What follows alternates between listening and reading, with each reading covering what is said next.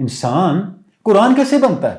اور 100 سال بعد یورپ نے انٹرسٹ لینا شروع کیا مولانا روم کے اندر. کیا ایک بار ہم یہ سمجھتے ہیں تو اسی قافلے میں شامل ہے جس کا رہنما رومی ہے، تاکہ تو انبیاء اور رسولوں کی حکمت کو عزم کر سکے. بسم اللہ الرحمن الرحیم. ہم جانتے ہیں کہ پچھلے کچھ سالوں سے یورپ میں جس مسلم مفکر اور صوفی کو بہت زیادہ پڑھا جا رہا ہے اور ڈسکس کیا جا رہا ہے وہ مولانا جلال الدین رومی ہے. کیا سبب ہے؟ جب ہم ان اسباب کی طرف جاتے ہیں تو ہم دیکھتے ہیں کہ مولانا روم میں اور ان کی مثنوی میں مغرب کی دلچسپیوں کے کچھ اسباب حقیقی ہیں اور کچھ جعلی ہیں. لیکن ہم ان اسباب کی طرف نہیں جا رہے کہ حقیقی اسباب کون سے ہیں جو فائدہ مند ہیں انسانیت کے لیے، اور جعلی اسباب کون سے ہیں جو انسانیت کے لیے نقصان کا باعث ہیں، جو مغرب نے غلط فہمی کی بنیاد پہ یا اپنی سیلف ایزمپشنز کی بنیاد پہ اختیار کر لی ہیں. اس طرف ہم نہیں جا رہے. ہم علامہ اقبال کے خط کا ذکر کر رہے ہیں، علامہ اقبال کو لکھے جانے والے خط کا ذکر کر رہے ہیں. بال جبریل میں علامہ اقبال کی ایک نظم ہے، یورپ سے ایک خط. ہم اس کے بارے میں بات کر رہے ہیں، اور یہ خط مولانا روم کے بارے میں ہے. علامہ لکھتے ہیں کہ یورپ سے خط آیا ہے، ہم خو گر محسوس ہیں ساحل کے خریدار. ایک بحر پرآشوب و پر اسرار ہے رومی، تو بھی ہے اسی قافلہ شوق میں اقبال، جس قافلہ شوق کا سالار ہے رومی. اس عصر کو بھی اس نے دیا ہے کوئی پیغام، کہتے ہیں چراغ رہے احرار ہے رومی. یورپ والے علامہ سے یہ پوچھ رہے ہیں کہ ہم تو ساحل کے کنارے پہ بیٹھے ہوئے ہیں، ساحل پہ بیٹھے ہوئے ہیں، دریا کے کنارے پہ بیٹھے ہوئے ہیں، دریا کے ساحل پہ بیٹھے ہوئے ہیں. یہ دریا دنیا بھی ہو سکتی ہے، یہ دریا علم بھی ہو سکتا ہے، یہ دریا مستقبل بھی ہو سکتا ہے. اور مولانا روم خود ایک بحر پر اسرار ہیں، خود ایک سمندر ہیں. یہ سمندر علم کا بھی ہو سکتا ہے، یہ سمندر مستقبل کے امکانات کا بھی ہو سکتا ہے، اور یہ سمندر سراپا عمل، سراپا جذب و مستی اور سراپا آتش عشق ہونا بھی ہو سکتا ہے. جب رومی یہ کچھ ہیں تو ہمارے لیے رومی کے پاس کیا ہے؟ یورپ والے اقبال سے اس لیے پوچھ رہے ہیں کہ ایک بار ہم یہ سمجھتے ہیں تو اسی قافلے میں شامل ہے جس کا رہنما رومی ہے، جس قافلے کا سالار رومی ہے. یہ خط ہے. اچھا، بال جبریل میں اس کا ذکر کرنے کے بعد علامہ نے جو جواب دیا ہے وہ مثنوی مولانا روم سے دیا ہے، اور یہ اشعار ہیں 5ویں دفتر کے، یعنی کہ جو مثنوی شریف کا 5واں دفتر ہے اس میں سے علامہ نے 2 اشعار لیے ہیں. میں پہلے 2 اشعار آپ کے سامنے رکھتا ہوں، پھر وہ پورا کنٹیکسٹ رکھتا ہوں کہ وہ اشعار علامہ نے لیے کیوں ہیں، اور یورپ کو یہ بتانے کے لیے کہ یورپ کے پاس رومی، یورپ کے لیے رومی کے پاس کیا میسج ہے. اچھا، آپ تصور کریں بال جبریل 20s کی تصنیف ہے، اور 100 سال بعد یورپ نے انٹرسٹ لینا شروع کیا مولانا روم کے اندر. گویا علامہ ایک ڈائریکشن دے رہے ہیں کہ اگر یورپ مولانا روم میں انٹرسٹ لے تو کیوں لے، یا اگر یورپ مولانا روم میں انٹرسٹ لینا شروع کرے تو مشرق کیا کرے. ایسا نہ ہو کہ مشرق بھی مولانا روم میں دلچسپی لیتے اسی راہ پہ چل پڑے جس پہ یورپ چلا ہوا ہے. نہیں، آپ نے مولانا روم سے وہ سودا لینا ہے جو مولانا روم آپ کو دینا چاہتے ہیں. ایسا نہ ہو کہ اپنا ہی سودا لے آئیں، مولانا روم کی دکان پہ رکھیں اور مولانا روم کا لیبل لگا کے اسے لے کے چلتے بنے اور ساری زندگی تباہ و برباد کر لیں. ایسا نہیں کرنا. تو اس کے لیے علامہ مثنوی سے 2 اشعار لے کے آتے ہیں. وہ 2 اشعار کیا ہیں؟ کہ نباید خورد جو ہمچو خراں آہوانا در ختن چر ارغواں. فرماتے ہیں کہ گدوں کی طرح جو اور گھاس نہیں کھانا، بلکہ ہرن کی طرح چمن میں جا اور پھول کھا، پھولوں کو اپنی غذا بنا. کیوں؟ گدھا جب گھاس کھاتا ہے تو لید بن کے نکلتی ہے، ہرن جب پھول کھاتا ہے تو وہ مشک بنتی ہے. گدوں کی طرح نہیں چرنا. ہر کے کاہ و جو خورد قربان شود، ہر کے نور حق خورد قرآن شود. جو بھی گھاس کھاتا ہے اور جو کھاتا ہے وہ چھری سے ذبح کیا جاتا ہے، اور جو نور حق کو غذا بناتا ہے وہ قرآن بن جاتا ہے. یہ 2 اشعار ہیں. اب ان 2 اشعار سے معنی نہیں کھلتا پورا.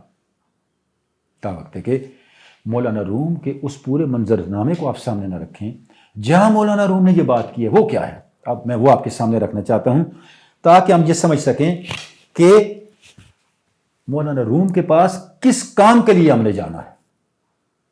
مولانا روم بیسٹ سیلر بھی بن گئے ویسٹ کے اندر, بہت پڑھے بھی جا رہے ہیں, ان پہ بہت تحقیق بھی ہو رہی ہے. اس سارے فینامنا سے مروب نہیں ہونا, ہم نے اپنے راستے پہ چلنا ہے جو ہمارے بڑوں نے بتایا ہے, بلکہ جو خود مولانا روم نے بتایا ہے وہ کیا ہے. اب یہ بات شروع کہاں سے ہوتی ہے؟ مولانا کہتے ہیں اس پر آہن بود صبر ہے پدر, حق نوشتہ برس پر جا ظفر. اے بابا صبر لوہے کی ڈھال ہے, لوہے کی ڈھال, اور یہ وہ ڈھال ہے ذات حق نے اپنے دست قدرت سے اس ڈھال پہ لکھ دیا جا ظفر, مدد کامیابی اور فتح تیرا مقدر ہے. یعنی جس نے صبر کی ڈال کو پکڑ لیا اسے کامیابی ملنی. اپنی ذات میں پیشنس پیدا کریں, ٹھہراؤ پیدا کریں, شکوہ نہ کرنا پیدا کریں, تھریٹس کو اپرچونٹی سمجھنے کی استعداد پیدا کریں, خطرات سے لڑنے کا حوصلہ پیدا کریں, صبر کی ڈال کو کبھی نہ چھوڑیں. آپ کا کریکٹر یہ ہونا چاہیے, صد دلیل آرد مقلد در بیاں از قیاس گوید آن رو نہ از ایاں. فرماتے ہیں جو مقلد ہوتا ہے, مقلد کا مطلب کیا ہے؟ جو عقل والوں کی پیروی کرتا ہے, جو فلسفیوں کی پیروی کرتا ہے, دنیا داروں کی پیروی کرتا ہے, وہ قیاس سے بات کرتا ہے, ہزاروں دلیلیں دے رہا ہوتا ہے, لیکن اس کے پاس حقیقت عیاں نہیں ہوتی, اس نے حقیقت کو دیکھا نہیں ہوتا, سنی سنائی باتوں پہ اس کا سارا بلڈ اپ ہو رہا ہوتا ہے. مشک آلود است اما مشک نیست, بوئے مشکش ولے جز پشک نیست. فرماتے ہیں اس کی باتیں علم لگتی ہیں, ایسا لگتا ہے اس کی باتوں کو ایسے سمجھے اس کے پاس جو شے ہے نا وہ مشک آلود ہے. مشک آلود کا مطلب کیا ہے؟ آپ کے پاس ایک رومال ہے, کوئی ٹیشو پیپر ہے, تو اس کو تھوڑا سا عطر لگا دیا, وہ عطر نہیں بنا, اس سے صرف عطر کی خوشبو آ رہی ہے.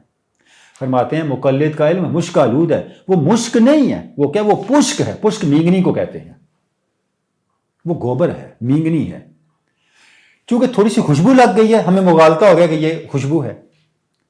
فرماتے ہیں یہ جو عقلی علم ہے, جس کو میں کھل کے بات کروں, جس کو ویسٹ فالو کر رہا ہے, یہ مشک نہیں ہے, بس اس کے اوپر مشک کا ٹچ ہے, علم کا عنوان ہے.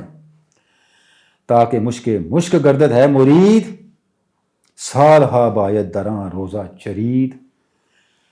ہے میرے مرید, اگر تو یہ چاہتا ہے کہ تجھ سے مشک برآمد ہو, پشک برآمد نہ ہو, تو تجھے پھولوں والے باغ میں کئی سالوں تک چرنا ہے,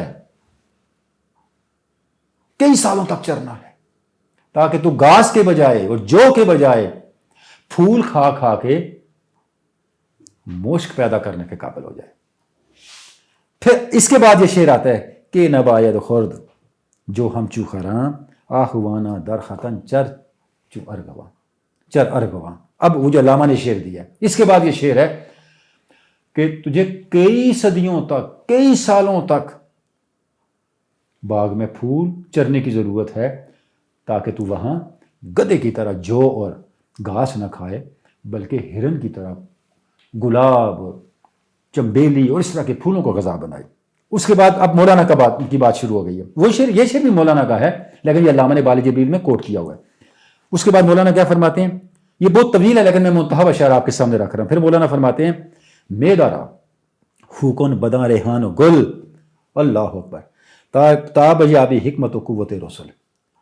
اپنے میدے کو گل ریحان کا عادی بنا, گلاب کا عادی بنا, چمبیلی کا عادی بنا, تاکہ تو انبیاء اور رسولوں کی حکمت کو ہضم کر سکے. سبحان اللہ, تاکہ تو انبیاء اور رسولوں کی حکمت کو ہضم کر سکے. میدائے تن سوئے کاہ دانی کشد, میدائے دل سوئے ریحانی کشد. اگر تیرا میدا جو ہے صرف جسم والا ہے تو تجھے گھاس کی چراگاہ میں لے کے جائے گا, اور اگر تیرا میدا دل والا ہے تو تجھے ریحان اور گلاب کی چراگاہ میں لے جائے گا. اس کے بعد وہ علامہ والا شعر آ گیا، ہر کے کا ہو جو خورد قرباں شود، ہر کے نور حق خورد قرآن شود۔ جو کوئی بھی گھاس اور جو کھاتا ہے وہ چھری کا شکار بنتا ہے، وہ چھری کے نیچے آتا ہے، ذبح ہوتا ہے، اور جو نور حق جس کی غذا ہوتی ہے وہ قرآن بن جاتا ہے۔ اب آگے فرماتے ہیں، ہرچے در اوشاب جوشی، کیسے نور قرآن؟ اب یہ جو بات ہے، بنتا کیسے نور قرآن؟ انسان قرآن کیسے بنتا ہے؟ اب مولانا اس کی وضاحت کرتے ہیں، فرماتے ہیں، ہرچے در اوشاب جوشی دا شود، در عقیدہ تام دو شاب شود۔ اگر آپ کسی چیز کو انگور کے شیرے میں پکائیں تو اس کا ذائقہ انگور جیسا ہی ہو جاتا ہے۔ مولانا کہتے ہیں، تو نے کبھی دیکھا نہیں سیب کو، دہی کو، دہی بھی سیب طرح کا ایک پھل ہوتا ہے، گاجر کو یا کسی اور چیز کو مربع بنانے کے لیے انگور کے شیرے میں پکاتے ہیں، جب وہ پک جاتا ہے تو اس میں وہی ذائقہ آ جاتا ہے جو انگور کے شیرے کا تھا، میٹھا ذائقہ آ جاتا ہے۔ علم اندر نور چوں فرہودہ شد، پس از علمت نور یابد قوم لد۔ فرماتے ہیں اسی طرح جب انسانی علم نور الہی کے ساتھ گل مل جاتا ہے تو اس میں نور الہی کا ایسا اثر آتا ہے کہ گمراہ قومیں اس سے پھر ہدایت پاتی ہیں، گمراہ قوموں کے لیے وہ سراپا ہدایت بن جاتا ہے۔ فکر و اندیشست مثل ناوداں وہی مکشوفست ابر و آسماں۔ فرماتے ہیں انسانی فکر اور وہی میں فرق کیا ہے؟ دونوں پانی دیتے ہیں، فرق یہ ہے انسانی فکر کی مثال جو ہے وہ پرنالے کی سی ہے، جو چھتوں پہ پرنالا نہیں لگا ہوتا، بارش آئے تو پانی ٹپکے گا۔ انسانی علم کی مثال پرنالے کی سی ہے، اور وہی کے علم کی مثال آسمان سے برسنے والے بارش اور بادل کی سی ہے۔ آپ آگے کمال بات فرماتے ہیں، آب باراں باغ صد رنگ آورد، ناویداں ہمسایہ در جنگ آورد۔ جب بارش برستی ہے تو طرح طرح کے پھول اگتے ہیں، دنیا کی ویرانیاں آبادی میں بدل جاتی ہیں، اور جب پرنالا بارش برساتا ہے تو ہمسایہ آ کے آپ کے ساتھ لڑائی کرتا ہے، اسے جنگ شروع ہو جاتی ہے۔ ہم روز بروز دیکھتے ہیں، لوگ کہتے ہیں اپنے پرنالے کو ٹھیک کرو، بھی تیرے پرنالے کے پانی نے میرے گھر کا ستیاناش کر دیا ہے۔ تصور کریں، مولانا کا کمال یہ ہے کہ مولانا بہت مشکل حقائق کو سادہ مثالوں، سادہ حکایات اور سادہ تمثیلوں سے واضح کر دیتے ہیں۔ اب یہاں بھی انہوں نے وہی سے ملنے والے علم کو باد و باراں، ابر باراں کہہ کے، جو سراپا فیض ہے پورے قرۂ ارض کے لیے، واضح کیا ہے، اور تقلید کے علم کو، انسانی عقل کے علم کو پرنالہ کہہ کے باہمی تنازعات کی بنیاد قرار دیا ہے۔ اور یہی ہو رہا ہے دنیا کے اندر۔ ہم نے کرنا کیا ہے؟ پیغام کیا ہے مغرب کے لیے؟ یعنی بات تو یورپ سے آنے والے خط کی ہو رہی ہے نا، پیغام کیا ہے؟ پیغام یہ ہے کہ انسان اپنی عقل کو اللہ کی وحی کے سامنے سجدہ ریز کرتے، اس سے اس کی عقل وہ دریافتیں کرے گی جو انسانیت کے لیے سراپا فیضان ہوں گی، سماجی سطح پہ رہنمائی ہوں گی، حیاتیاتی اور کائناتی سطح پہ، فزیکل ورلڈ اور بایولوجیکل ورلڈ میں ان سے، اس عقل سے پھر وہ دریافتیں سامنے آئیں گی جو ہمارے لیے راحت لے کے آئیں گی، سلامتی لے کے آئیں گی۔ رومی کا پیغام یہ عشق کا پیغام ہے، اور یہ صرف جذباتی عشق نہیں ہے، یہ انسانیاتی عشق ہے۔ انسانی بھی نہیں، انسانیاتی عشق، میں اس لیے کہہ رہا ہوں یہ انسان ساز عشق ہے، لیکن یہ اس وقت ممکن ہے جب ہمارا علم پشک کا حامل نہ ہو، مشک والا ہو۔